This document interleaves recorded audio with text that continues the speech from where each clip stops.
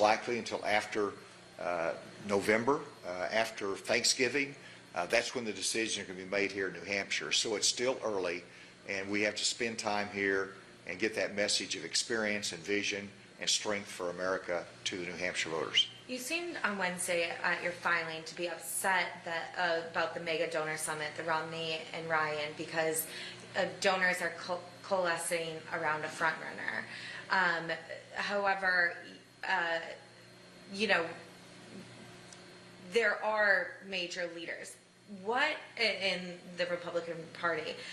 What differentiates you from a Ramaswamy, a Haley, you know, Trump, who are leading? Well, I mean, first of all, I made the point today that the decision is New Hampshire. It's a decision of the voters. And sure, over time, you need to consolidate the field. You need to reduce the number of candidates if you're going to have a good alternative to Donald Trump. But that's the decision of voters, not donors. And there's, you know, a lot of donors that sit on the sideline until the field clears. But we've got to work around that. And just like today, you know, there was a question about it and said, and I got a great response whenever I said New Hampshire voters are the ones that need to narrow the field, not donors, not party officials, not the media. And so I think that's an important fact of our democracy and being first in the nation primary. So it's not a matter of distinguishing yourself as much as it's making your case to the voters. When you ask about the other candidates, you know, I applaud, you know, Nikki's got a bump, you know, in the polls from her last debate. She brings a lot to the table as a former governor. I have, you know, some disagreements that I could name, but, you know, they're good candidates out there. We've got a deep bench, but there are some things that distinguish, and it's the breadth of experience in law enforcement. No one brings the experience in law enforcement that I bring to the table, and it is important when you're looking at violence in our cities, when you're looking at the rule of law that's diminished by the former president, whenever you're looking at abuse by the Biden administration, unfairness of the criminal justice system and how it's carried out.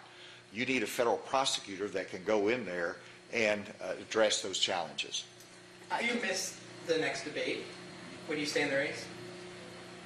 Well, yes, I've set my criteria.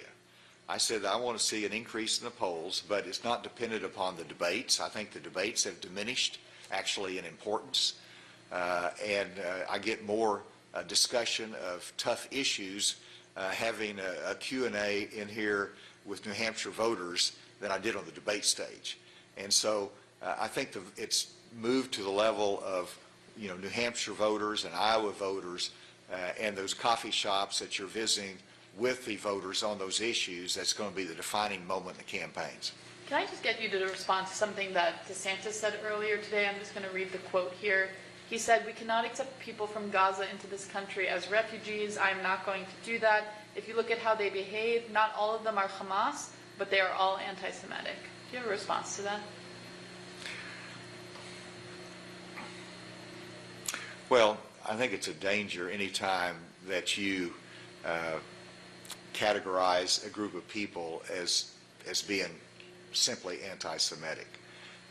But I've said it also that you know, we should not have refugees in here from Palestine. That's not our role. It's the role of those countries surrounding there. And so I don't have any further comment on what he said. We're good? We're good. Great. Thank you. Thanks for your time. I want to make it clear that whenever you have both Hamas and the government there that they don't recognize the existence of Israel, that's a problem. And so there is a fundamental wrongness about their position, and I think that is something that has to be corrected before we can have the relationship with Palestine that they hope to have in the future. Okay. Thank you.